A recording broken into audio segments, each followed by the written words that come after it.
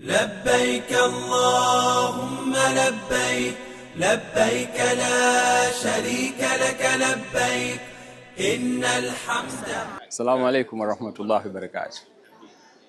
Nachukua fursa hii kwanza kabisa kumshukuru Mwenyezi Mungu kutujalia kufika siku ya leo ambayo tulikuwa tukisubiri kwa hamu kubwa, siku ambayo mahujaji wetu nikiwemo mimi mwenyewe tunaanza safari ya kuelekea Madina, Saudi Arabia, ili na baadaye kuelekea Mecca kwa ajili ya ibada ya Hija.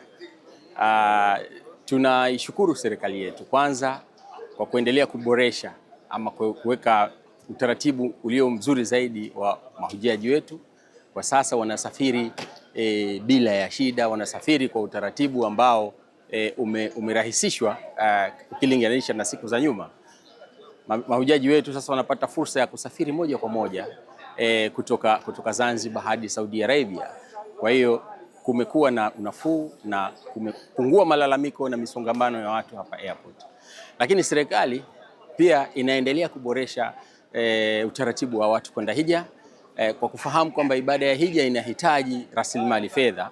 Serikali imo katika utaratibu wa kuandaa mfuko wa hija ambao hivi karibuni tutauzindua hapa kwetu Zanzibar, ambao utawezesha watu wengi zaidi kupata fursa ya kwenda katika ibada hii. Kwa hiyo tunamuomba Mwenyezi Mungu atujalie nao ajalie mahujaji wote waende salama, waende hija hii salama. Lakini pia tunaendelea kumuombea dua rais wetu, kiongozi wetu Mheshimiwa Dr. Hussein Ali Mwinyi kwa kuendelea kututayarishia utaratibu ili tupate watu wengi zaidi wanaopata fursa ya kwenda kufanya ibada hii kule Maka, Saudi Arabia. Kwa hiyo nitoe wito kwa wananchi waendelee na utaratibu wa kuweka hifadhi yao ya fedha kwa ajili ya safari hii muhimu, nguzo ya 5 muhimu ya Kiislamu. Kwa hiyo nawatakia wote kila la kheri wasafiri, lakini pia nawatakia wale ambao bado hawajapata fursa nao pia wafikirie karibuni kuanza safari, na kama nilivyosema serikali iko karibu nao katika kuwawezesha ili baadaye waweze kwenda kwa wingi zaidi.